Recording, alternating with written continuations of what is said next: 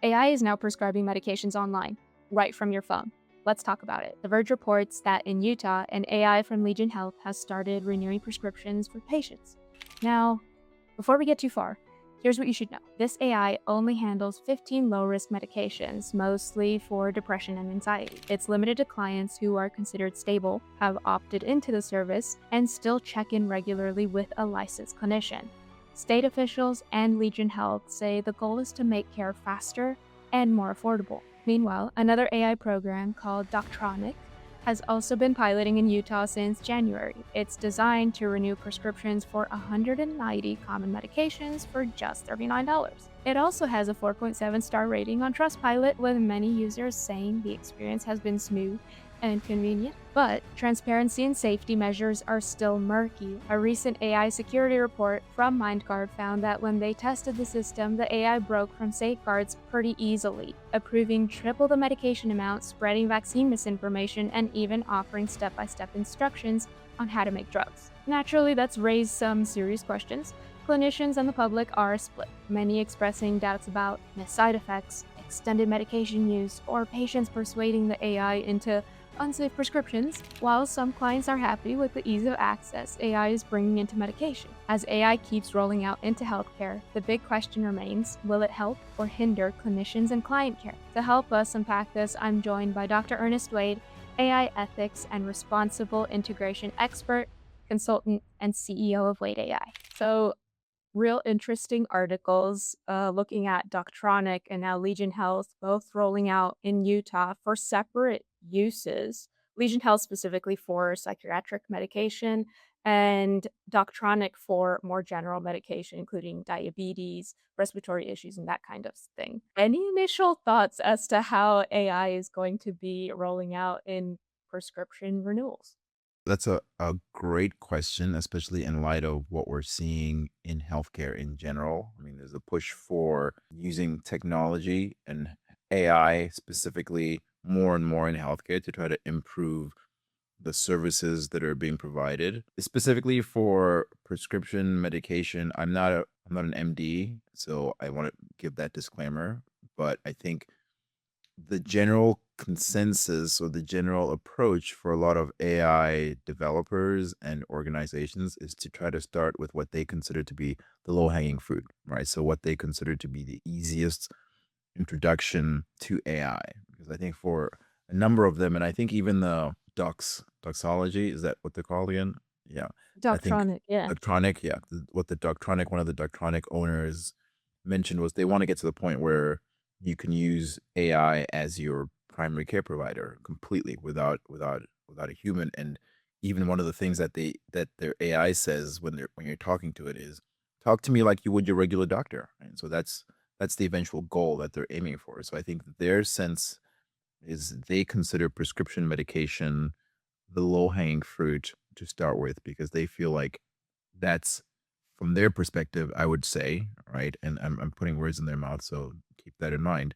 But they probably think that that's an easy introduction for AI to come into because they consider that, as they mentioned, low risk in terms of Mhm. healthcare and healthcare decision making. I think they are trying to expand already into the more diagnosis or at least symptom checking phase. If you log on to Doctronic right now, you can have like a little prompt box that's like, tell me about your symptoms. And if it's warranted, we'll connect you with a provider. And so you're already starting to see them moving into other fields and gathering information and connecting you where you need to be. And I love AI, and I'm a big fan of AI if it's used ethically and responsibly. So, but I think one of the things that I immediately start to ask is, well, how I assume as a chatbot, how is it trained, right? Do we have transparency around whether it's just a general LLM or if it's more of a rule-based approach, which are generally safer, or how do they verify and validate that it's working appropriately, that the responses are accurate and appropriate? What is the transparency around that? I think that's really important. So, not to say that this isn't working or that it won't work or that it's not going to do a good job, but I think there needs to be transparency to help us all feel more comfortable and have a general knowledge and awareness around what is this new provider that we're all being asked to use, and how does it work? You go into your physician's office and you can ask them, "Hey, what medical school did you go to? Where did you graduate? Like, are you board certified?" You have all these questions that you can ask them to engender trust and confidence. How do you do that with the AI? Can you do that with the chatbot? Can it tell you how it made that decision or what it's thinking or any of those things? So these are all good questions that I think we need to have more clarity around. I think it is working. 23 million prescriptions have already been renewed through them since the start of the year. But I would love to see a lot more transparency. They went through a security trial process, so CyberSec went in and red teamed their program, and it showed a lot of red flags. They got the AI to break pretty easily, and they published that report, I want to say about a week ago, and it showed that they could get the AI to give them directions as to how to make drugs, how to, like, sell drugs, and how to increase your medication, how to hack that so that you get different prescriptions, new prescriptions, and fill them out accordingly without anyone noticing. So, they sent that report back to to Doctronic, and Doctronic said, "Thanks," and they said, "Well, do you want us to go in and help you solve these issues?" And they said, "We'll have our team look." Mhm. And that was the end of And in the communication there. meantime, they continue on, right? They don't stop and review their internal processes and determine how to make the changes and fixes before reintroducing it. They're continuing to presumably make it available. And I think that's one of the things we have to keep in mind is AI with pretty much any technology. It can be used for good and it can be used for malicious things. And so if there's a way in which it can be used maliciously, we're pretty good at finding it. And so this is why I think it's really important that even though it could do some of these things and it might do a good job at some of these things, there is the risk associated with allowing it to function independently, in my opinion, is too high to allow it to do that, right? I think AI in general at this point, for most cases, especially in something like healthcare or behavioral mental health, is just too high to allow it to function independently, and they're just not good enough yet. So I really don't feel I would not feel comfortable with using that even though apparently it done a decent job, it seems like, for a number of cases, right? And so I think it's not to say that it can't do it. It's in my opinion, it should be doing it independently. Correct. What we do see is that for Doctronic specifically, I feel like they went around those risks by now having their own clinicians and doctors vet every single prescription request. So you have users rating it 1 star saying, "Hey, the AI said I was okay for this prescription renewal," and then this doctor came in saying that I didn't need it. So I feel like now it's just an oversight thing. They have their own clinicians, their own doctors, and it's complete oversight of the AI. Is that increasing efficiency, or is that just kind of clinicians now being the oversight babysitters of AI? Yeah, and so with the article that I read was said that they clinicians review the first 250 cases, and then clinicians would retroactively review the next 1,000 cases. So after the prescriptions had already gone out, and it didn't talk about what happened after that. So I think you definitely want to have clinical oversight. I would have preferred that they had external rather than their own clinicians be able to review it because there is a certain, not to say that their clinicians are functioning unethically, but there is, I think, when we talk about transparency and trust, it's better when there's a third party that's evaluating these things. That said, I do think that there is some clinical oversight that's required, at least until we're able to develop and build trust.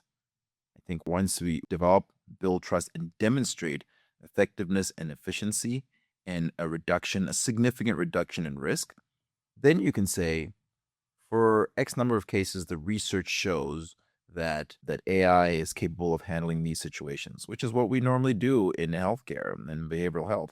We want the research to demonstrate that this treatment is efficacious or works well before we say, yeah, let's use it. Right? You don't just come up with a treatment and protocol and say, I'm going to use that and I'm going to use that for everybody because I think it works well. You have to demonstrate that it works well and demonstrate the risks associated because even in healthcare, there's risk associated with medication, there's risk associated with treatments, and then we make an informed decision as to the level of risk and if it's appropriate for these specific cases, right? Because even surgery has a risk associated, and you determine the risk associated with surgery is low enough considering the benefit of the state doing the surgery. Correct.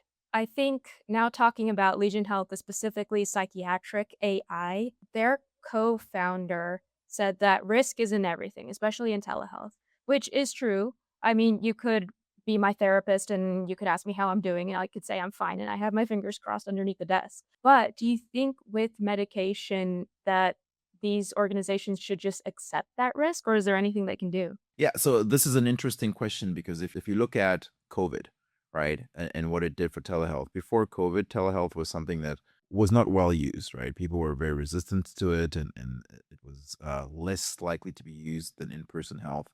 And then you didn't really have a choice. You had to use telehealth.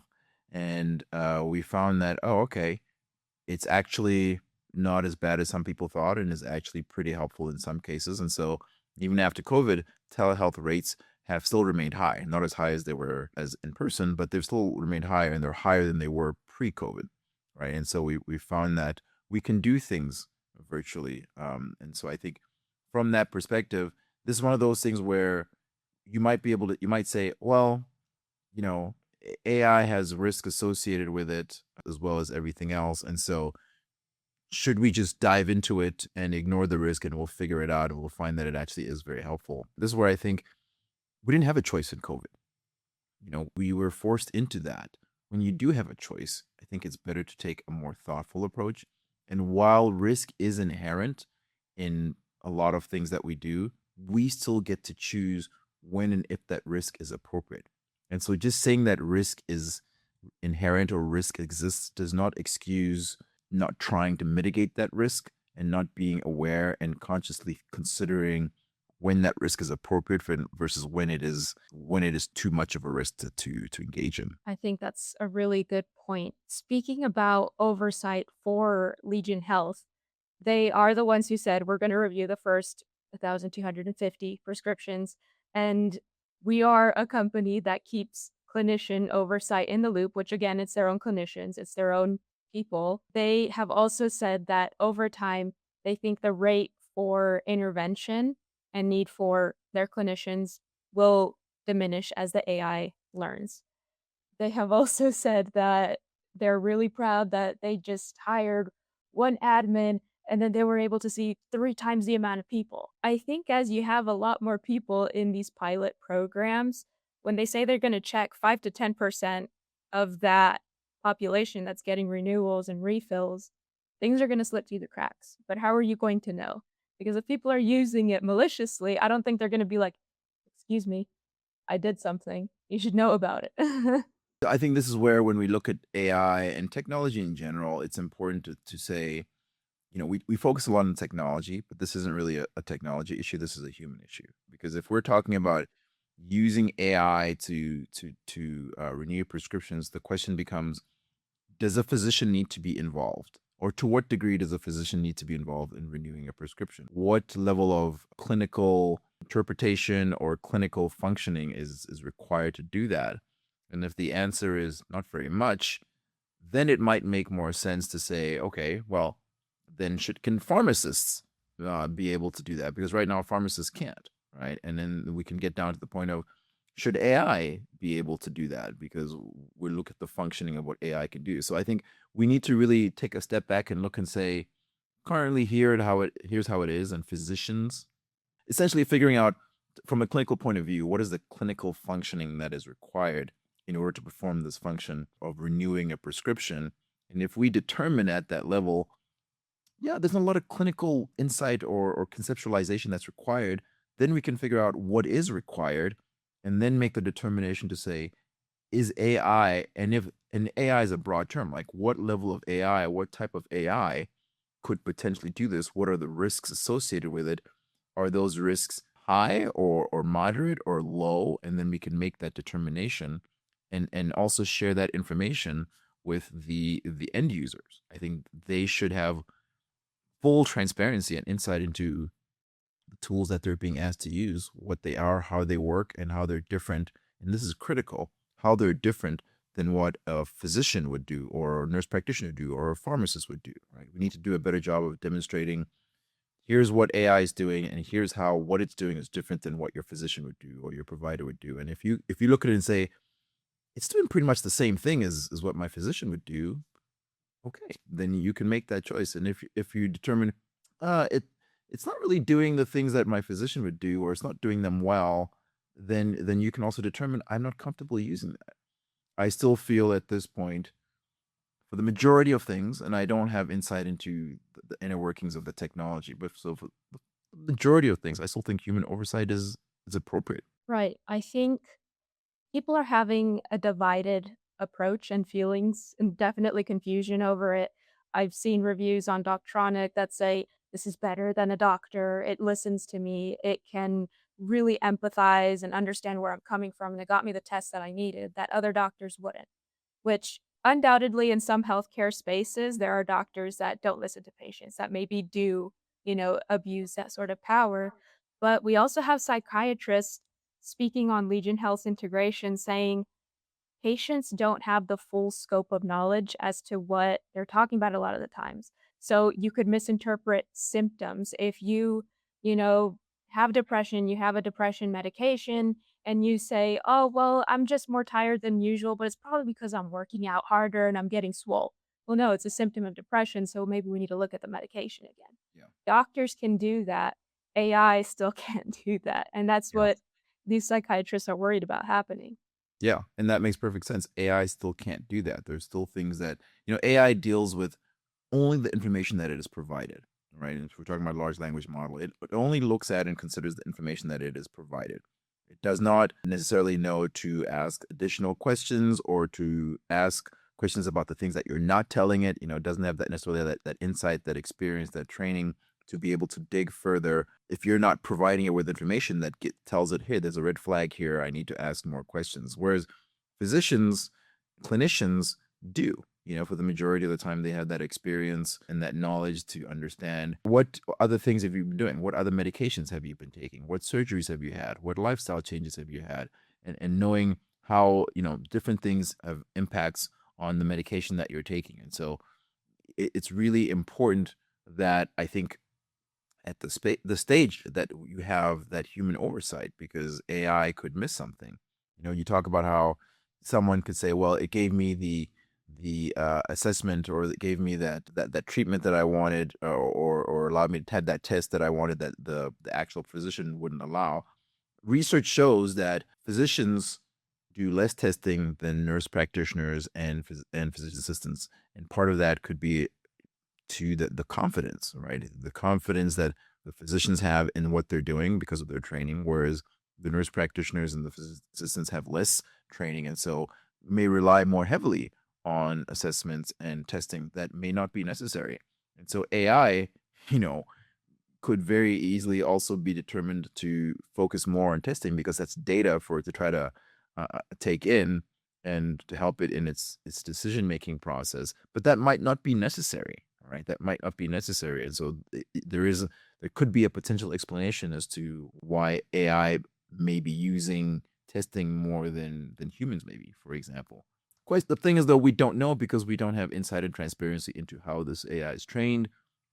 It's a bit of a black box, so we don't know how it's making its decisions, how it's determining things. If it's rule-based, we don't know what the rules are. And if it's not, then it's sort of the wild, wild west, right? Because it could be making decisions on a wide variety of things. Correct. I think to your point, we covered recently in the news brief that there is research that AI for diagnoses does run a lot more tests than someone who is a seasoned professional clinician and who understands these things, who says, okay, maybe you don't need this test, but we could probably move to this step instead and save all of that money, which brings into question the ethics of running every single test or running all of these extra tests when it's not warranted. And even if you're talking about AI for diagnosis, this is the other layer, right? Is who's responsible, who's accountable for the diagnosis? Because even if we look at it just from a purely insurance point of view, a diagnosis has to be given before a treatment can be applied. So if AI is determining that diagnosis, under whose license?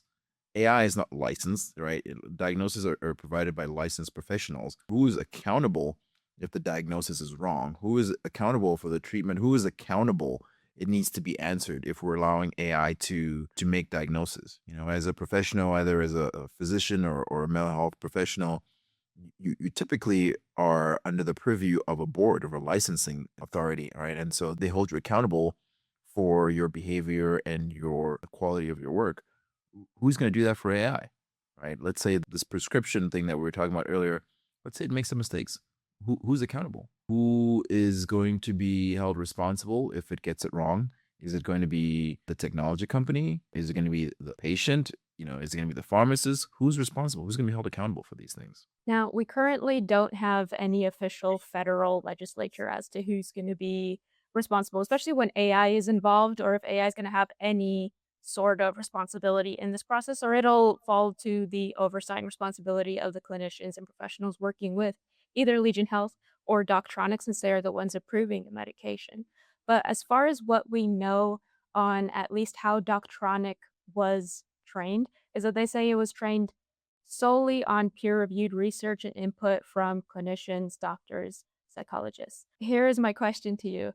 We know all of this input is human, and all of humans have bias, and there will be flaws and limitations, even in peer-reviewed research. Do you think this bias will then transfer to consumers, patients, and clients? Yeah, even before the bias, if we address the training question, if you say it was trained solely on peer-reviewed information and it's a general large language model, that's not enough information to train an LLM on. LLMs are trained on large amounts of information that comes from the internet, and so it might have been fine-tuned based on that information, but LLMs, for a large majority of them, are trained on large amounts of information, which can still impact and influence the way in which they make decisions. I can't tell you how many times I've told an LLM to not do something or to do something specifically, and they'll agree to it for a little while, and then it reverts back to its original training, which overrides that fine tuning. And so we still have to make sure that we are being mindful and reviewing the work and the output that these LLMs do. And that applies in terms of bias, which exists in the data. Bias exists in the data. Bias exists in the data that was used to train most LLMs because it comes from the internet, and there's bias in data. It's just inherent. So how do you go and scrape out that bias before you train out the LLM, when for a large part the data that's used to train these LLMs isn't even reviewed? It's just too much to be reviewed by a human person. So I think we have to accept that there is bias in the data. And so as a result of that, then we have to test and review for bias in the responses as well. You can't assume that just because you fine-tune it on peer-reviewed data that the responses are all going to be appropriate based on peer-reviewed data. There is additional information that was used to underlie the foundation of the LLM that could override the fine-tuning, and there's bias in that data as well. Right. Nicely put. I will say, given the amount of feelings on both sides, either pro or against this AI rolling out, I wanted to know if you have any words of advice to clinicians, either hesitant, not understanding, or fearful, if their feelings are valid, what they should be looking out for, and what they can do. Yeah, that's a great question. I think the first thing is just to acknowledge how you feel about it. So take some time and actually ask yourself, how am I feeling about this? Am I afraid? Am I nervous? Am I curious? Am I excited? And the people run the whole gambit, and you might feel excited today and you hear something tomorrow that makes you feel fearful. And so your emotions can change as well. I think what you need to do to help sort of stabilize that is to stay informed or get informed if you're not. It's important that you're keeping up with what's going on in the world of healthcare and AI, and then also enhancing your AI literacy. Understand how these tools and these applications work. Understand the underlying principles of how they respond. A lot of people think of AI as a person, and we talk a lot about how it hallucinates as a person does.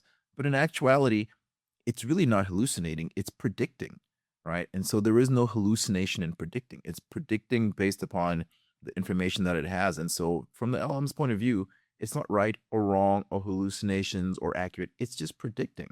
And I think if we're understanding how these tools are working, it gives us a better sense of the limitations that they have, as well as the advantages that they can offer. I'm a fan of AI. I love AI. I think AI is here to stay, and I think we need to all play a bigger role in how it's developed and how it's implemented and adopted in what we do. And I'm a big fan of doing it ethically and responsibly. So I don't want it to sound like I'm anti-AI or I'm saying we shouldn't use AI. I use AI all the time, right? I think we need to do it appropriately, which is ethically and responsibly. So get involved, participate, educate yourself, and contribute to the discussion and the movement of AI. Like you want to be a part of that. You want your voice to be heard. You want your opinions to be taken into account instead of it happening to you. Brilliant. Thank you so much, Dr. Wayde. Yeah, thanks for having me on. Thank you for watching this video. I want to know what you think. Are you interested in the ease and accessibility AI is promising to bring, or are you more hesitant? If you're interested in learning more about AI, ethics, and responsibility, including staying up to date on the latest news and research on these topics, please follow us on one of our platforms. Until next time, bye.